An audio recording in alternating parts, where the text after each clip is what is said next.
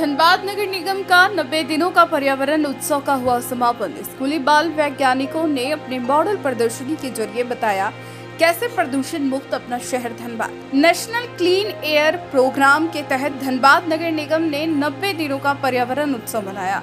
5 जून विश्व पर्यावरण दिवस से शुरू हुए इस उत्सव कार्यक्रम का आज समापन समारोह का आयोजन टाउन हॉल में किया गया। इस कार्यक्रम में पिछले 3 माह यानी 90 दिनों तक शहर में चलाए गए विविध कार्यक्रमों की विस्तृत जानकारी दी गई एवं पर्यावरण उत्सव मनाने के पीछे के उद्देश्य को बताया गया। समारोह में विशेष रूप से उपायुक्त, नगर आयुक्त, सहायक नगर आयुक्त, अपर नगर आयुक्त, डीएफओ, बीबीएमकेयू के कुलपति, सिम्फर के डायरेक्टर, आईआईटी आईएसएम के प्रोफेसर उपस्थित हुए। इस समारोह के दौरान नगर निगम द्वारा बताया गया कि 90 दिनों के अंतराल में वृहद पैमाने पर पौधारोपण किया गया। पर्यावरण के प्रति जागरूकता के उद्देश्य से बीसीसीएल द्वारा खनन क्षेत्र में बनाए गए इको पार्क में धनबाद के विभिन्न स्कूलों के बच्चों को भ्रमण कराया गया। इस अवधि में विभिन्न स्कूलों कॉलेजों में painting, debate, inter school project making, art installation, happy street नुक्कड़ नाटक, फ्लैश मॉब सहित कई अन्य प्रतियोगिता कराई गई। नगर आयुक्त ने बताया कि एयर पॉल्यूशन कम करने के दिशा तकनीकी मदद ली जा रही है। कई आधुनिक मशीनें खरीदी गई है और भी परचेज किए जा रहे हैं। प्रयास प्रगति पर है।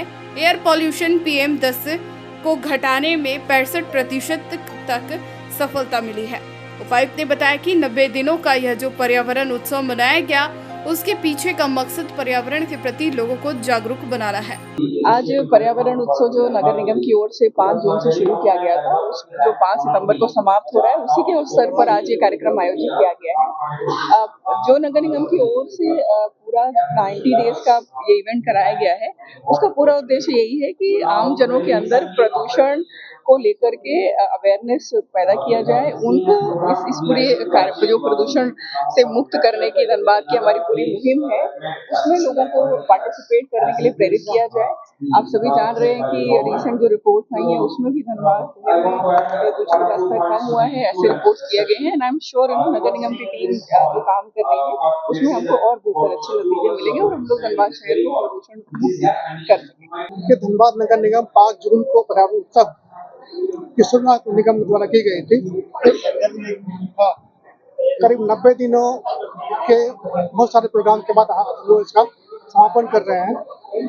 इसमें बहुत सारे प्रोग्राम हुए हैं, स्कूल में हुए हैं, कॉलेज में हुए हैं, सिविल सोसाइटीज है, जो यहाँ के नागरिक हैं उनके बीच में बहुत सारे संवाद हुए हैं, बहुत सारे उनका पार्टिसिपेशन रहा है।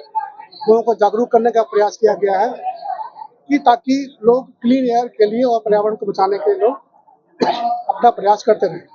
ये चूंकि बहुत सारे स्कूल 16 स्कूल के बच्चों ने भाग भी लिया है, पार्टिसिपेशन किया है, प्रदूषण को लेकर कुछ मैसेज भी दिया है। इन लोगों को लेकर किस प्रकार का प्लान है, क्या प्रतियोगिता इन लोगों का आयोजन किया गया है? इस 90 दिनों लगभग 90 दिनों के कार्यक्रम में बहुत सारे स्कूल, बहुत सारे कॉलेज ने अपने इसमें पार्टिसिपेट किया है। स्कूल के बच्चों ने, आपने देखा होगा पिछले दिनों गोल्फ ग्राउंड में एक 200 मीटर का लंबा हमने कैनवस लगा करके उसमें बच्चों ने क्लीन एयर के लिए मैसेज देने का उन्होंने प्रयास किया था। उन्होंने अपनी पेंटिंग की थी, उन्होंने अपने जो विचार हैं वो लोगों के सामने साझा किया था।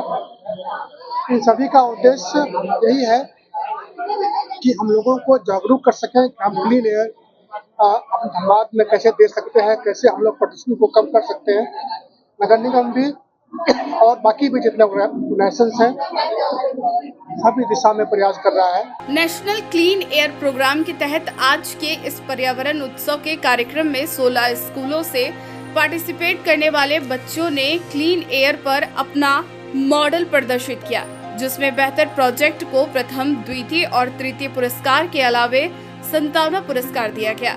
इस दौरान स्कूली छात्र छात्राओं ने अपने मॉडल विज्ञान प्रदर्शनी के जरिए बताए कैसे धनबाद शहर में प्रदूषण फैल रहा है और इससे निजात पाने के लिए हम सबको क्या कदम उठाना चाहिए। तो एसी ड्रेनिंग फेनोमेना है जिसमें कि जो हम लोग इंडस्ट्री से या फिर चिमनी से निकलने वाले जो धुआं है, जैसे कि जिसमें सॉक्स और नॉक्स का कैपेसिटी बहुत ज़्यादा रहता है कोल बर्निंग की वजह से और स्टील फर्नेसेस की वजह से, वो जब बारिश के पानी में मिलता है, जब वो इन्वायरमेंट में जाके सेटल हो जाता है और जब बारिश होता है और वो बारिश के पानी में मिलता है तो वो एसिडिक नेचर का हो जाता है, उसका पीएच घटकर 4.5 हो जाता है। नॉर्मल बारिश के पानी का पीएच 6.5 होता है, पर वो जब एसिड रेन होता है उसका पीएच घट के 4.5 हो जाता है।